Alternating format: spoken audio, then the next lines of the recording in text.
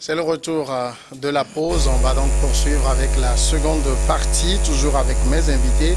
Noël Adabadji, premier secrétaire général adjoint du parti politique Nouvelle Vision, et Vincent Kodjo Ameganvi, député, secrétaire général du Nouvel Engagement togolais. Dans cette seconde partie, on parlera du Togo et du Bénin, la menace terroriste qui se rapproche de la côte, et puis on évoquera également le pass vaccinal qui est exigé pour l'accès aux lieux de culte. Ce pass vaccinal qui va être contrôlé à partir du 10 décembre prochain. Vous pouvez donc, comme je le disais, participer également avec nous à ce débat d'un peu partout. Vous nous suivez en envoyant justement vos commentaires sur le 90 00 94 74 et nous allons pouvoir lire vos commentaires pour agrémenter ce débat. 90 00 94 74. Le Togo et le Bénin, la menace terroriste qui se rapproche de plus en plus de la côte. Le Bénin a fait la une de l'actualité ces jours-ci parce que dans le nord du Bénin, 2 soldats et un assaillant ont été tués. Plusieurs sources sécuritaires attribuent le raid à l'un des groupes affiliés au groupe de soutien à l'islam et aux musulmans. Un groupe donc qui sévit au niveau du Burkina Faso. Les signaux étaient au rouge depuis des mois.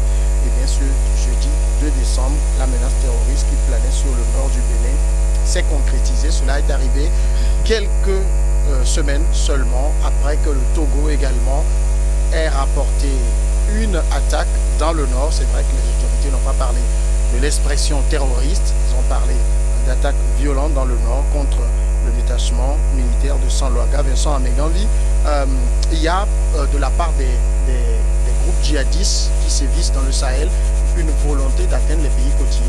Bien entendu, ils ont pour ambition de s'élargir, de conquérir les pays. Donc les États côtiers sont aussi dans leur ligne de mire. Donc ils sont en train d'avancer depuis le Niger jusqu'au Mali, descendre au Burkina, aujourd'hui ils sont à nos portes. La dernière fois, c'était aux portes du Togo. C'est vrai que les autorités togolaises n'ont pas parlé d'attaques terroristes, ils ont parlé de menaces, des attaques, mais ils n'ont pas employé le nom de terrorisme, le mot terrorisme ou de djihadisme. Mais par contre, au Bénin, oui, ça a été clairement employé. Oui. Ils ont parlé de terrorisme au Bénin, ils ont même identifié le groupe qui se rapproche au groupe islamique musulman. Donc aujourd'hui, oui, les terroristes sont à nos portes. Et ça, c'est depuis quelques années déjà, on le savait. On a renforcé nos sécurités dans nos pays côtiers, on a renforcé nos sécurités dans nos frontières, on a renforcé nos renseignements. On sait aujourd'hui que oui, la menace existe, la menace elle est réelle. Et avant, on pensait que oui, c'était encore une menace. Aujourd'hui, la menace s'est concrétisée. Il y a eu des attaques. On peut dire que même déjà au Togo, il y a quelques années déjà, je pense qu'on a eu des Togolais avec des prêtres qui voyageaient. Le prêtre avait été assassiné comme ça. Portugais ou espagnol. Voilà, un blanc qui est salésien, qui a été assassiné comme ça, du jour au lendemain comme ça. On sait que la menace, elle est réelle, elle existe. Donc oui, on redoute d'efforts pour essayer d'empêcher cela. Au Bénin, ce qui s'est passé la dernière fois, c'était cette semaine, c'était le jeudi dernier. Mais il y a eu des personnes qui ont été tuées aussi. Oui. Il y a eu 2 soldats qui ont été tués. Deux militaires des forces armées béninoises tués, oui, qui a été aussi dans la localité de Porga. dans la localité de Porga, c'est au nord du Bénin. Oui, donc ça veut dire que même depuis 2019 au Bénin, on sait que la menace elle est réelle. En 2019, il y a eu des blancs qui ont été enlevés dans le parc de la Pendjari. Oui, qui ont été enlevés. Leur guide qui était béninois, qui avait été même assassiné le jour-là. Donc ça veut dire que, quoi qu'on dise, on savait que la menace existait, que la menace elle est réelle. Maintenant, aujourd'hui, on voit clair dedans, c'est que oui, maintenant ce n'est plus une menace, mais les gens sont passés à l'action. Et c'est à nous maintenant, c'est à nous d'abord d'encourager nos forces de sécurité, de les féliciter pour avoir pu ces personnes-là de nos pays. Mais bon, on doit les encourager à faire plus, pour ne pas que ces personnes arrivent même à attaquer nos pays. Donc cela se base aussi sur nous, les populations, sur nous qui devons essayer de renseigner ces causes de défense. On va revenir sur l'aspect du rôle que les populations peuvent être amenées à jouer, mais le fait qu'on ait enregistré une attaque dans le nord du Togo, à la frontière avec le Burkina Faso, qu'on ait enregistré une attaque dans le nord du Bénin, à la même frontière avec le Burkina Faso, est-ce qu'on peut déjà conclure que les groupes terroristes cherchent à contrôler les pays côtiers, ou bien c'est dans l'extension de leur territoire dans le Sahel qui fait qu'ils touchent le nord de ces pays-là? Oui, il faut d'abord savoir la motivation de ces groupes terroristes. Entre autres, il y a beaucoup de motivations, mais entre autres, c'est d'instaurer leur idéologie dans les pays conquis. Alors, je pense que leur idéologie, leur volonté d'aller loin dans tous les pays, ça concerne quand même tous les pays de l'Afrique et même tous les pays dans le monde entier, là où ils peuvent trouver quand même qu'il y a une ouverture à percer dans ces pays, et ils ne vont pas hésiter à le faire. Donc au Togo, on sait que le Togo aujourd'hui est dans la sous-région, le Togo est économiquement placé selon certains aspects. Nous avons aussi notre port ici. Il y a aussi la menace au niveau de la haute mer aussi. Oui. Donc le Togo, la piraterie maritime, etc. Donc je pense qu'ils ont un intérêt pour quand même envahir le Togo. C'est pourquoi ils le font. Donc maintenant, et comment nous nous préparons pour quand même contrecarrer quand même leur attaque. Et je pense que le Togo fait quand même de ses efforts. Et si les gouvernants, les autorités ne communiquent pas sur ça, je pense que c'est une mesure de ne pas quand même mettre la population dans un état paranoïaque. Voilà, je pense que c'est ça. Donc je sais également que s'ils essaient de rentrer dans le Togo, c'est qu'ils ont un intérêt. C'est pourquoi ils progressent vers le Togo et le Bénin, vers les pays côtiers. Contrôler les côtes. Voilà, contrôler les côtes, contrôler quand même l'économie, contrôler la population. Donc c'est leur intérêt. Donc s'ils avancent, c'est pour ça. Et je sais que nos gouvernants quand même font les efforts pour quand même les contrecarrer. Et je crois vivement que nous allons quand même les contrecarrer. On ne va pas tout à la merci de ces terroristes. Alors dire que ces groupes terroristes chercheraient à contrôler les côtes, est-ce que c'est pas un peu osé de leur part de vouloir descendre si bas? Ça veut dire quoi? Qu'ils ont une aussi grande capacité de nuisance, de contrôle territorial? Nos pays côtiers, regardez un peu nos pays côtiers. Par exemple, si je prends l'exemple du Togo, du Bénin, nous sommes des petits pays. Si ces gens-là arrivent à contrôler une grande partie du Mali, une grande partie de certains pays comme le Burkina ou au Nigeria, où ils sévissent, ce n'est pas nos pays qui peuvent se dire qu'ils seront épargnés ou bien que ces terroristes-là ne vont pas dire qu'ils vont s'essayer dans nos pays. Non, il faut dire que prendre un pays côtier, ce sera un grand avantage pour eux. Ce sera un très grand avantage pour eux parce que ça leur permettra même de ce pays côtier-là de descendre dans les autres pays côtiers. Leur vision, c'est de diriger de contrôler beaucoup de pays. Donc, s'ils arrivent à rentrer dans un pays côtier et ils arrivent à se saisir de ce pays-là, c'est vrai qu'ils vont s'étendre. Ils vont s'étendre et ils vont faire leurs lois. Donc, oui, je pense que c'est une ambition pour eux et il faut pas prendre ça à la légère. Il faut essayer de prendre ça très très au sérieux, comme nos dirigeants sont déjà en train de prendre ça au sérieux, et essayer vraiment de faire tout possible que ça n'arrive pas. Faut pas que ça arrive parce que beaucoup de choses quittent nos pays côtiers pour aller chez eux.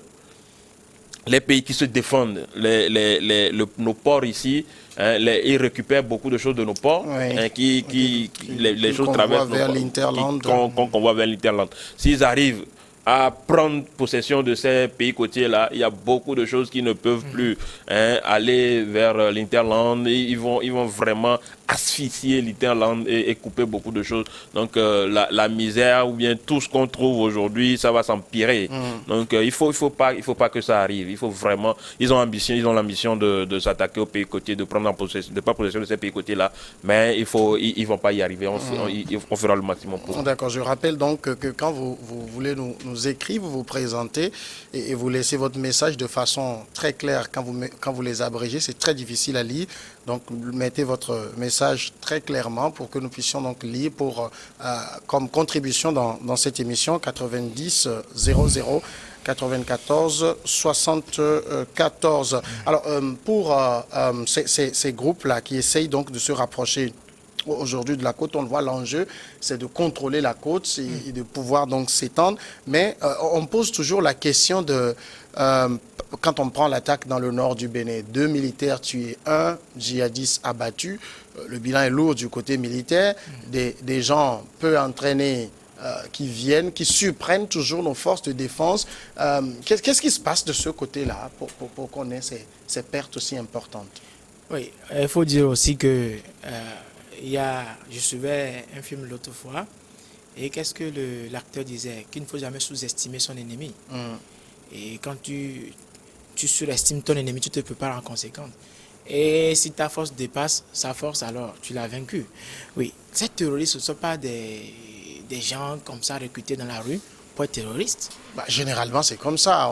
On arpente les jeunes un peu paumés dans la rue.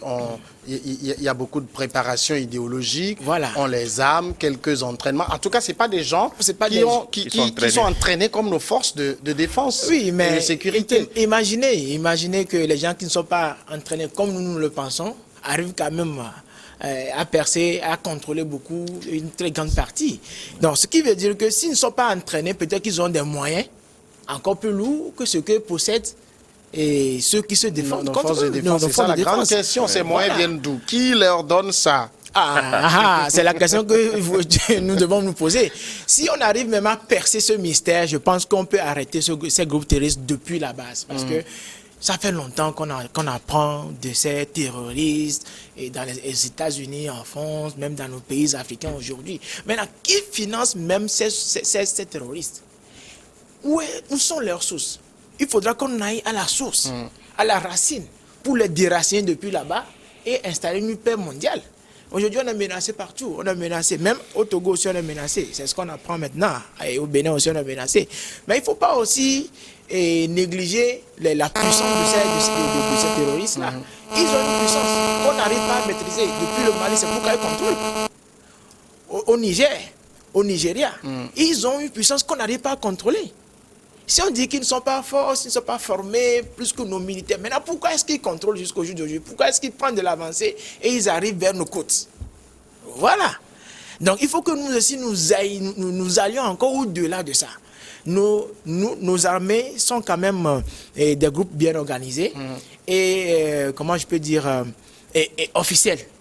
Pas officieux comme les terroristes. Maintenant, on peut s'octroyer des moyens qu'on veut quand même pour contrecarrer ces terroristes. Mais si on n'arrive pas à le faire, c'est que le bas blesse quelque part.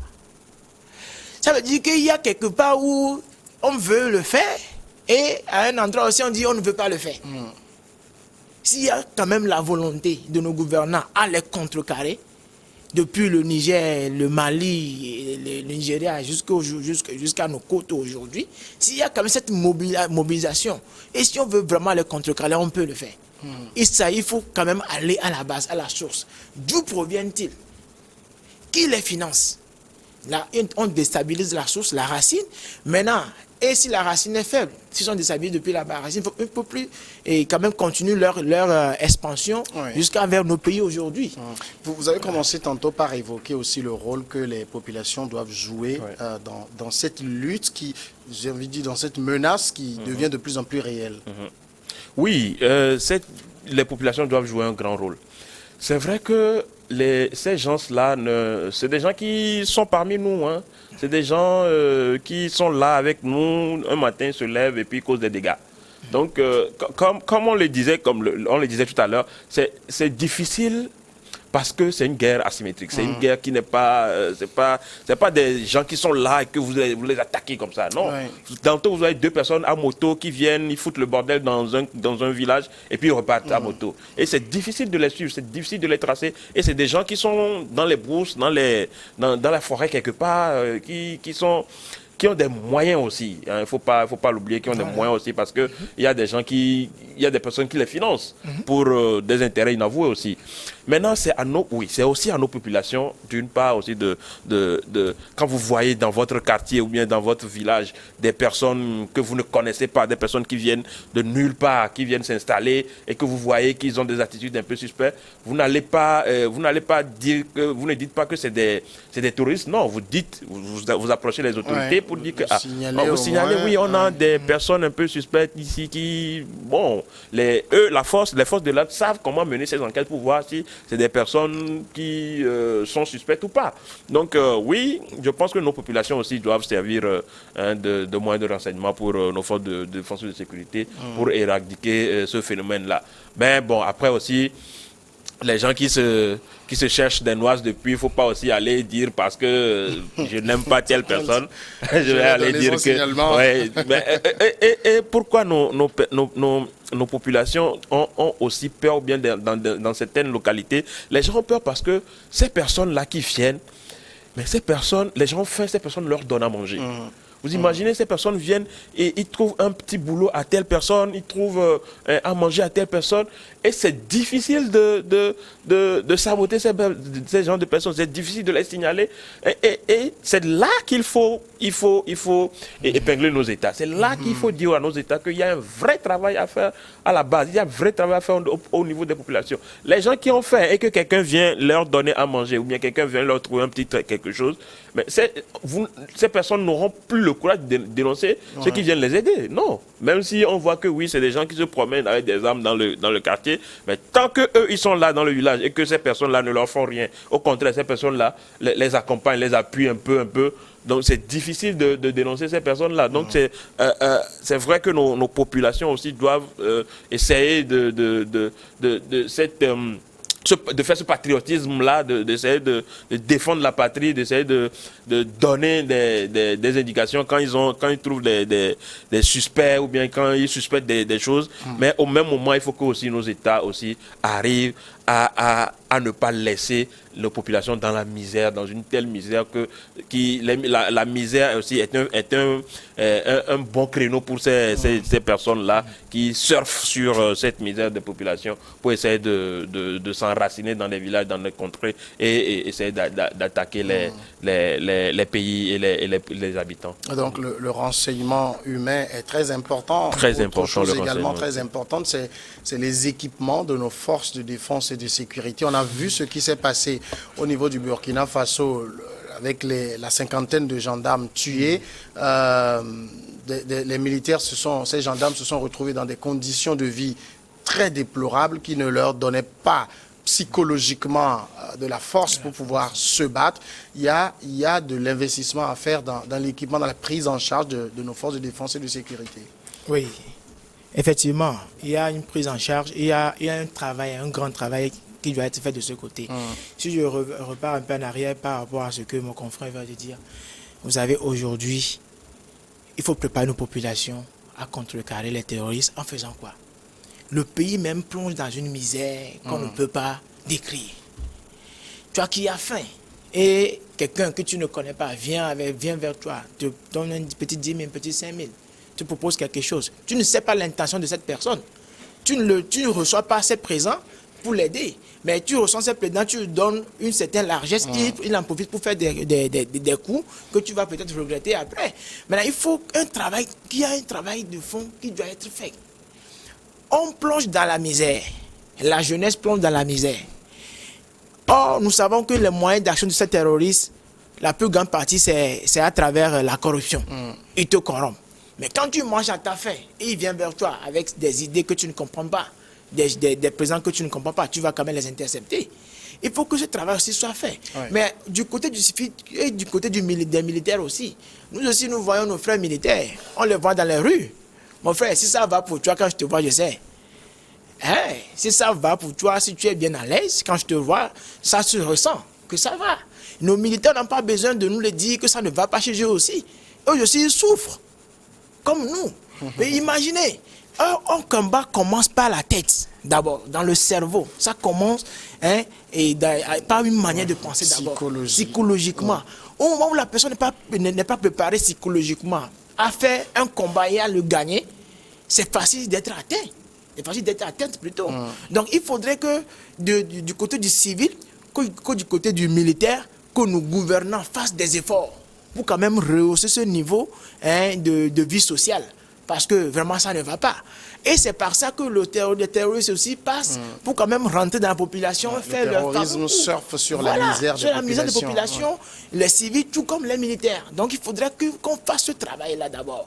Et au moment où qu'ils sont en train de contrecarrer quand même les terroristes au nord, quelque part comme ça, il faudrait aussi qu'un travail de fond sur ce plan aussi soit également fait. Il ne faut pas l'ignorer. Les militaires, ils ont faim. Il y a bon nombre qui ont faim. Quand tu le vois, tu le sais. Il faut quand même les aider aussi psychologiquement d'abord. Il faut qu'ils soient à l'aise psychologiquement et apprendre leurs armes à quand même défendre comme cela se doit. Et la population également, il faut que la population quand même ait confiance. Beaucoup plus à nos gouvernants. Parce que ce n'est pas encore le cas. Pourquoi? Parce que la misère, ça a transformé quand même les idéologies, ça a travaillé les manières de penser. Et aujourd'hui, tout le monde pense à manger, qu'à défendre le pays, qu'à faire autre chose à part ça. Maintenant, aujourd'hui, tout le monde sait quoi? Comment trouver un petit 2000, un petit 500, un petit 1000 francs pour manger à ma faim d'abord. Donc, les histoires de terroristes, on l'entend, ça rentre, ça sort par ça va dire, en tout cas, il y a le gouvernement qui va faire les efforts. Parce que moi, ce n'est pas ça qui me préoccupe pour le moment. Donc, il faudra quand même ce travail de base qui doit quand même être fait avant quand même qu'on tue la population en général. Oui. Mais on sait que le Togolais, quel qu'en soit le cas, on aime notre patrie, on aime notre pays. Qu'on ait faim ou pas, on va défendre notre pays. Et on compte également sur nos gouvernements, nos gouvernants. Et également, il faut ignorer notre armée. Oui. Notre armée, quand même, quelles qu'en soient les situations, elle est très forte. Et nous comptons sur elle. En parlant de l'armée, est-ce que individuellement, les armées de nos pays peuvent faire face à cette menace? Est-ce qu'il n'y a pas nécessité d'unir les forces? Oui, c'est pour ça que nous envoyons nos militaires dans les combats au Mali, un peu partout. Chaque population essaie d'envoyer au moins une force pour essayer de faire ombrage ou bien d'essayer d'arrêter ces terroristes-là. Il faut unir les forces pour pouvoir s'attaquer à ces groupes de personnes-là. Mais il ne faut pas oublier aussi que chaque État est souverain. Chaque État Mais si la menace est la même, on doit faire taire la souveraineté. Je sais que, il me semble que c'est la semaine dernière, les armées de la Côte d'Ivoire, du Burkina et du Togo ont mené une opération conjointe. Oui, ça c'est des opérations ponctuelles, ça se fait. Aujourd'hui, ça se fait déjà. Il y a beaucoup de choses qui se font dans ce sens. Il faut une unité d'action plus formelle que ça pour aller à l'encontre de... Plus formelle si on le veut. Si on veut vraiment, moi je suis persuadé que si on veut vraiment arrêter ces genres de personnes-là, il faut vraiment unir nos forces. Ça c'est clair, il faut unir nos forces. Il faut essayer de contre-attaquer. Parce que vous voyez, aujourd'hui, ils se sont attaqués au Togo. Et ce sont les militaires togolais qui les ont repoussés. Ils se sont attaqués au Bénin, ce sont les militaires béninois qui les ont repoussés. Si aujourd'hui ils s'attaquent au Togo et qu'on était en front commun, toute la sous-région, ils se sont retrouvés face à un mur solidaire de la sous-région. Je ne pense pas qu'ils iraient au Bénin parce qu'ils savent qu'ils vont trouver la même chose là-bas. Parce qu'aujourd'hui, ils se sont essayés au Togo, ils n'ont pas réussi. Ils disent, ok, d'accord, on va essayer au Bénin aussi pour voir ce que ça va donner. Bon, aujourd'hui, il faut pas... Ce qui se passe aujourd'hui, moi je pense aujourd'hui même que ce qui s'est passé la dernière fois au Bénin, c'est plus... parce que ces derniers temps, ce mois de novembre-là, ils ont fait une opération, ils ont arrêté beaucoup de personnes au Bénin qui sont supposées être proches de ces groupes-là. Et je pense même que c'est pour essayer ces personnes doivent être écoutées aux criettes, là, pour essayer de voir ce qu'il en est. Il y a une dizaine de personnes qui ont été arrêtées. Mais ces personnes sont assimilées à ces groupes-là qui attaquent aujourd'hui. C'est peut-être des répressions de ces groupes-là par rapport à ces personnes ou bien certaines personnes qui sont arrêtées parmi ces gens-là. Donc aujourd'hui, il faut formellement, comme tu le dis, il faut formellement avoir une armée collégiale, bien une armée, un front commun. On peut même aller jusqu'à avoir une armée de la CEDEAO, pourquoi pas. On peut même aller jusqu'à avoir militaire de la CEDEAO. Oui, pourquoi pas. Et que c'est formel, on sait que oui, c'est comme les casques bleus à l'ONU. Vous savez que la CEDEAO, l'Union africaine, ils attendent toujours les financements des autres pays. Donc, c'est aussi notre point faible. On attend toujours que le financement. Vous allez voir même nos militaires dans nos pays africains, ils sont contents d'aller au casque bleu ou bien faire des missions de maintien de l'ordre dans des pays sous l'égide du casque bleu que d'être envoyés par leur propre pays, parce que là-bas c'est mieux financé, c'est mieux pris en charge. Mais au-delà de ça, quand vous vous engagez en tant que militaire, c'est que vous êtes formé pour défendre votre pays. Vous êtes formé pour parer à toute éventualité. Donc, c'est des personnes que moi, je félicite beaucoup. C'est des gens qui sont prêts, qui vont au front, mais qui sont prêts et qui savent que tout peut arriver à tout moment. Donc, c'est un sacrifice qu'ils font et je tiens aussi à les féliciter, à les encourager pour cela. 90 00 94 74 si vous souhaitez réagir également, apporter votre contribution à ce débat. On passe au second sujet, Togo. Le pass vaccinal sur les lieux de culte passe très mal. C'est encore une mesure prise par les autorités togolaises, imposée aux chrétiens musulmans, un pass vaccinal pour avoir accès à leur lieu de culte. On sait que le Togo est un pays très croyant. Le gouvernement espère ainsi, par cette mesure, pouvoir toucher le maximum de personnes pour cette vaccination du côté des leaders religieux. En tout cas, au niveau de la conférence épiscopale du Togo, tout comme le Conseil chrétien, ce n'est pas une mesure qui est accueillie de gaieté de cœur. Une note a été envoyée par la conférence des évêques du Togo et le Conseil chrétien au ministre de l'administration territoriale. Il est d'ailleurs même demandé à ces églises de fournir un comité de veille au niveau de leur église pour contrôler donc ce pass auprès des fidèles avant leur accès. C'était un refus qui a été envoyé au ministre. Le gouvernement a décidé pour cette mesure qui devait entrer en vigueur demain dimanche de repousser au 10. J'ai envie de demander à Noël Adabadji, au niveau de la Nouvelle Vision, votre parti politique, qu'est-ce que vous pensez de cette mesure du gouvernement? À la Nouvelle Vision, l'autre fois même, nous avons tenu une petite réunion à propos de la situation covidale qui prévaut aujourd'hui, si je peux me permettre de le dire ainsi, et l'imposition aussi du pass vaccinal avant d'entrer dans certains lieux publics et également dans les lieux religieux. Et vous savez, lors de nos réunions, qu'est-ce que le président dit, le président Dr Tonko que je salue au passage, le président national Dr Tonko que je salue au passage, il a dit un point très essentiel que j'ai gardé à l'esprit jusqu'alors. Vous savez, ce n'est pas en fait le pass vaccinal qui pose le problème, mais c'est la manière dont la manière dont on veut obliger les gens à le faire. C'est ce qui pose en fait le problème. Et je me rappelle quand nous étions à l'église dans le temps, c'était communiqué, quand le gouvernement veut faire certaines actions, ils envoient des courriers aux églises. Et c'est les églises maintenant qui sensibilisent les populations par rapport à certains vaccins dans le temps. La poliomyélite, etc. Avant que ces vaccins ne soient obligatoires aujourd'hui pour les enfants, c'était une communication qui se faisait avant dans nos églises.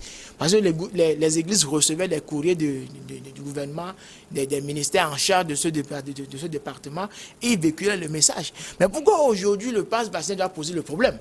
C'est parce que la communication qui est autour, la manière, la stratégie, c'est ce qui n'est pas bon. C'est ce qui fait qu'aujourd'hui, il y a ce remue-ménage à tous ces niveaux-là. Et les responsables religieux qui refusent que ce pas soit quand même une condition sine qua non avant d'entrer dans leur lieu de culte, etc. Mais je pense que je pense qu'il faut quand même organiser des discussions assez vraiment pointues pas de discussion jusqu'à la hâte comme ça. Il faut quand même organiser des réunions, des discussions entre ces responsables et nos gouvernants pour amener les responsables religieux à eux-mêmes prendre la décision, à eux-mêmes prendre les mesures pour pouvoir faire passer ce pass vaccinal. Parce qu'aujourd'hui, ce n'est pas seulement au Togo. Ce n'est pas seulement au Togo. Et, par exemple, à San Francisco, aux États-Unis, j'ai suivi les nouvelles récemment, ça devient obligatoire pour tous les employés. Dans certains pays, par exemple au Royaume-Uni, même aller se faire coiffer, tu dois prendre ton passe vaccinal. Oui, mais là, lieu de culte, c'est quand même autre chose. Hein. Quand on le demande pour l'administration, on comprend. Mais lieu de culte... Oui. Le lieu de culte, c'est quand même un maillon très important pour passer beaucoup de messages. Il y a les docteurs qui viennent à l'église, il y a les marchands qui viennent à l'église, les sans-emploi qui viennent à l'église, les employés, même les malades qui viennent à l'église. Maintenant, c'est ce que je disais. C'est un lieu où le gouvernement pense qu'à travers ce lieu, je peux atteindre une grande frange de la population, à quand même se faire vacciner, à avoir ce passe vaccinal.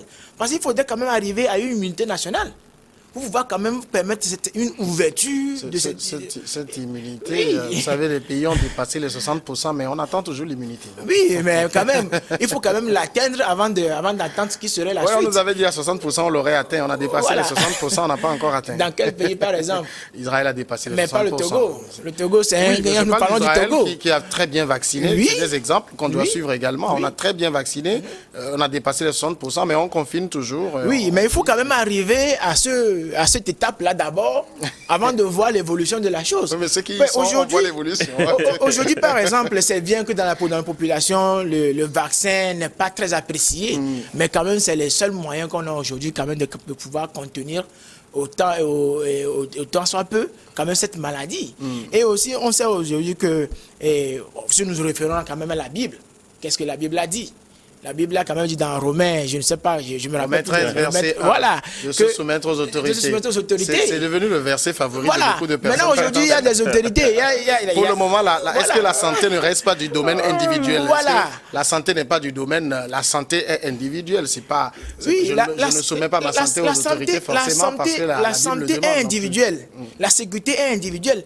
Pourquoi aujourd'hui nous parlons aujourd'hui du cas du terrorisme, à ce que les populations soient unies contre ça? Ça, c'est du rôle régalien de l'État de faire la sécurité. Oui, maintenant, si l'État trouve qu'il y a un problème qui s'avance vers ma population et que je dois passer par un moyen pour pouvoir contrecarrer ce problème, l'État peut quand même passer par voies et moyens pour pouvoir le faire. Maintenant, nous, à la nouvelle vision, qu'est-ce que nous disons? C'est la méthode, c'est les moyens qu'on doit revoir. Et les personnes qui communiquent aussi, qu'on doit revoir.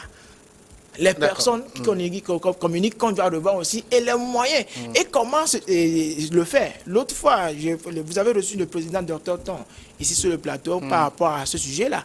Il avait fait une proposition très intéressante. Quelle proposition? Aujourd'hui, on a faim. Mon frère, on te dit, viens vacciner, tu prends un pack alimentaire. Vous allez voir comment... Mais ça va être de l'abrutissement, de l'abrutissement de la population.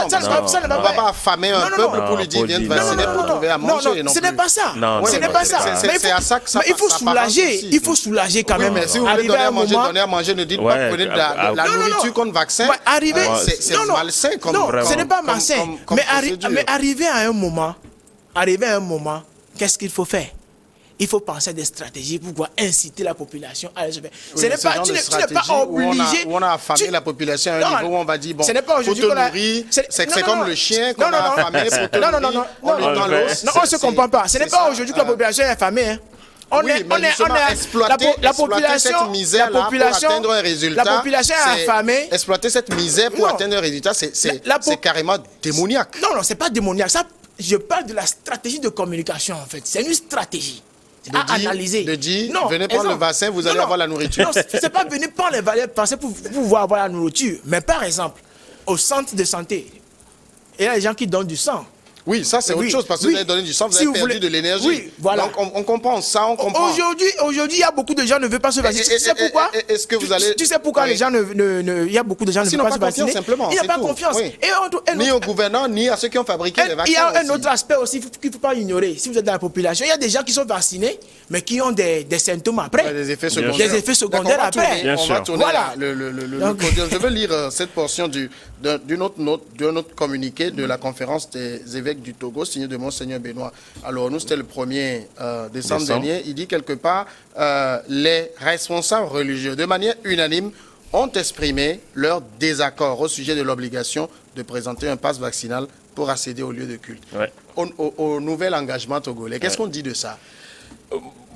Moi, d'abord, je vais affirmer que je suis un pro-vaccin. Oui. Ça, j'ai déjà fait mes 2 doses de vaccination, donc je suis pour la vaccination. Donc, bon, ça c'est une chose. Pour la vaccination, c'est une chose, mais pour la vaccination obligatoire... Oui, c'est là où je veux en venir. Je suis pour la vaccination, mais maintenant, rendre la vaccination obligatoire, je pourrais même dire que je suis pour. Mais aujourd'hui, la vaccination n'est pas encore obligatoire dans notre pays. On dit aujourd'hui dans notre pays, la vaccination est fortement recommandée. Mais ce n'est pas obligatoire. Ce qui n'est pas obligatoire, vous ne pouvez pas obliger les gens à présenter un pass vaccinal pour accéder à un lieu de culte. Moi, sincèrement, je suis un peu mal à l'aise avec ça. Quelque chose que vous nous dites, soit vous dites que la chose est obligatoire et tout le monde s'exécute. Soit vous dites que oui, ce n'est pas obligatoire, c'est fortement recommandé et vous continuez les sensibilisations. Je reviens sur une chose, c'est peut-être une stratégie de communication. Parce que le jour où ils ont annoncé que le pass sera obligatoire, ou bien on vérifiera les passes dans les églises, en ce laps de temps, il y a 300 000 personnes qui se sont fait vacciner. C'est peut-être aussi une communication qu'ils sont en train de faire. Une stratégie de la peur, une stratégie. On l'a dit.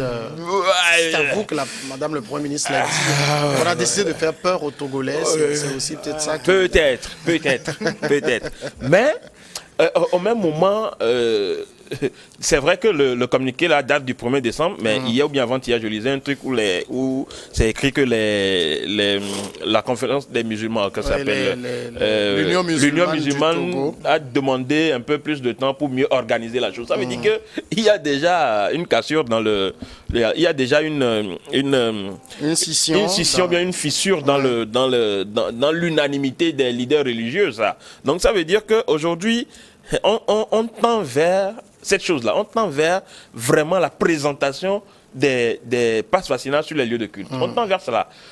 Bon. Donc ça veut dire quoi? Je vais à l'église le 10, on me dit, votre passe vaccinal, vous n'êtes pas vacciné, vous ne rentrez pas dans la maison de Dieu. C'est pas la maison de c'est ce qui risque... Dans la maison, supposément être maison de Dieu. C'est ce qu'on risque d'avoir. Le lieu par excellence où on va pour être guéri de ces maux. Maintenant, le problème qui va se poser, qui vérifie le passe vaccinal? Allez, devant les églises. On a quoi? On a des milliers, voire des dizaines de milliers d'églises au Togo. Qui vérifie les passes devant les...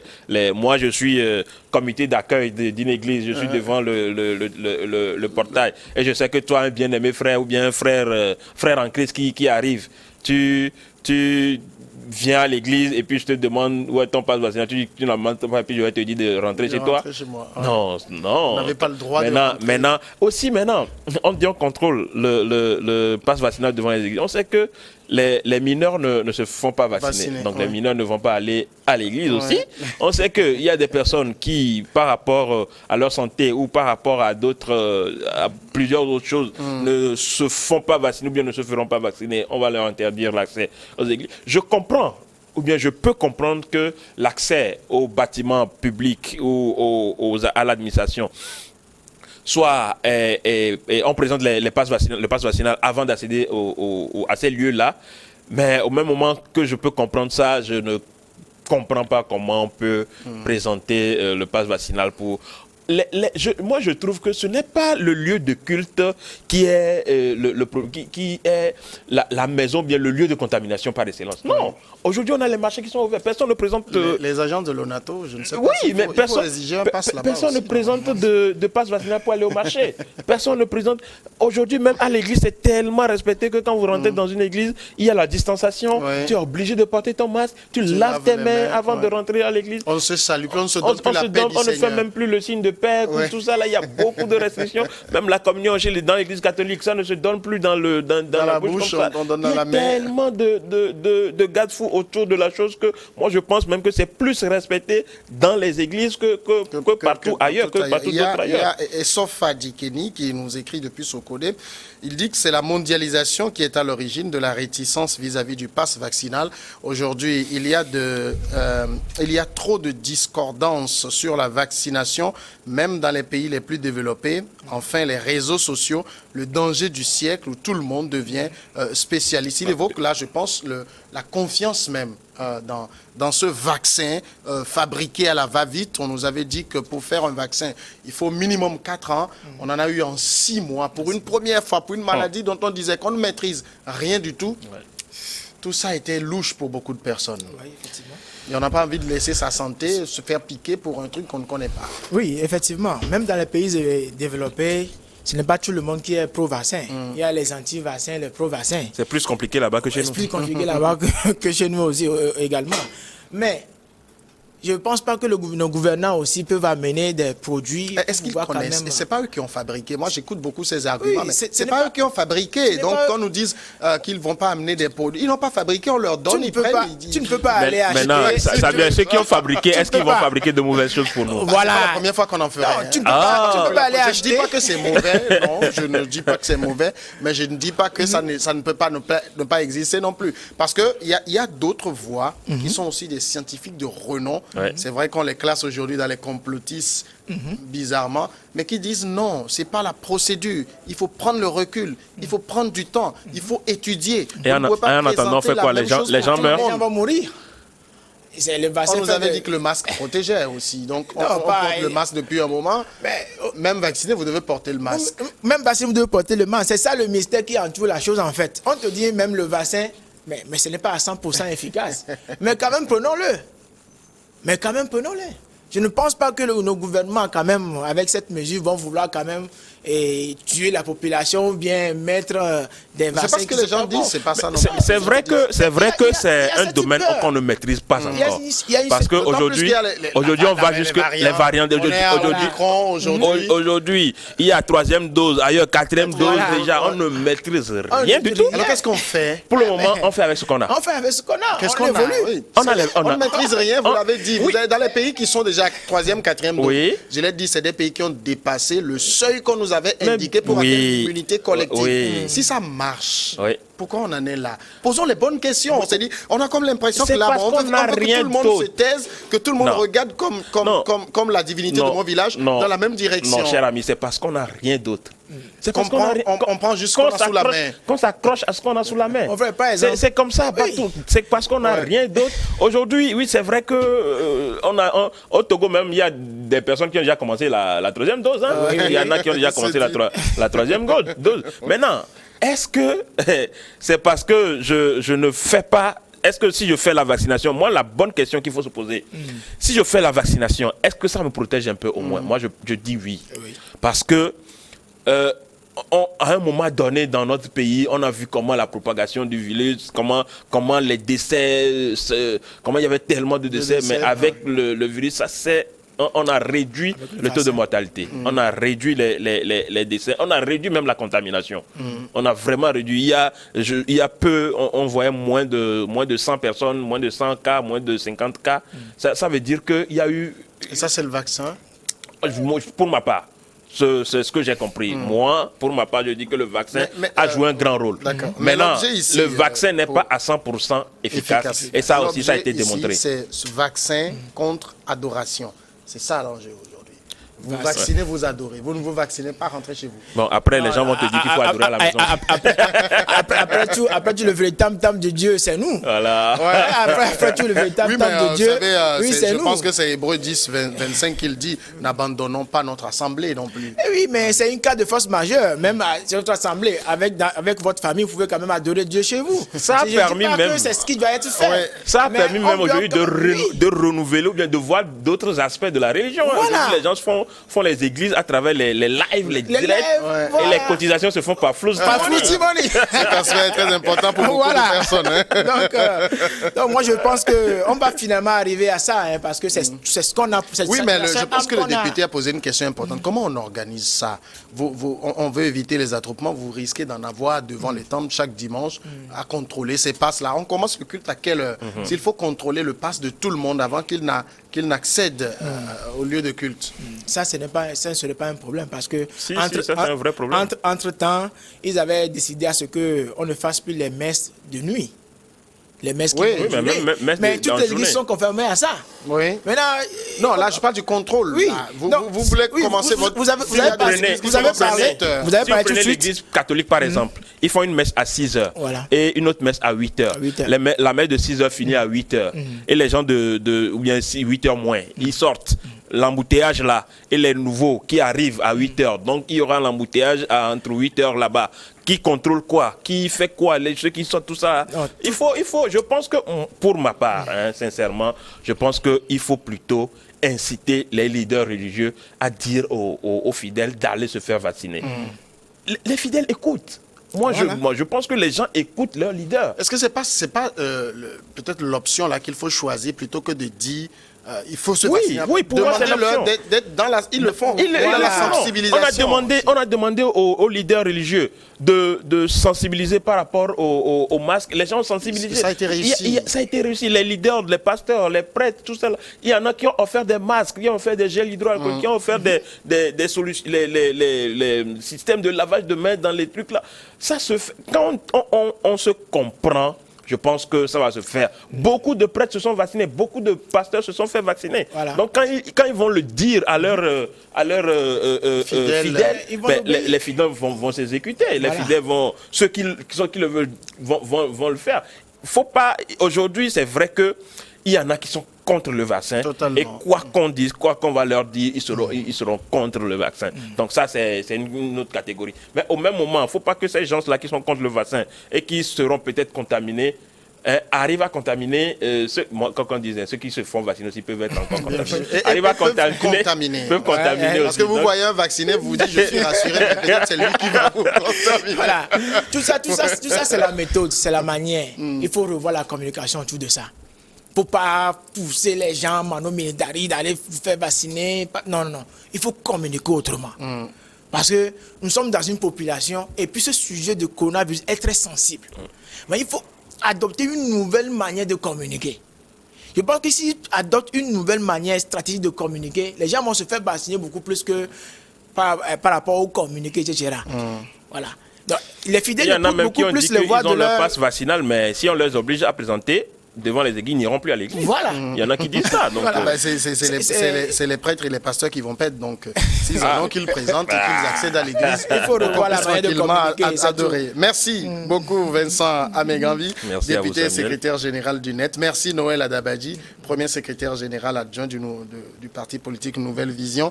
Merci à vous tous d'avoir suivi cette émission.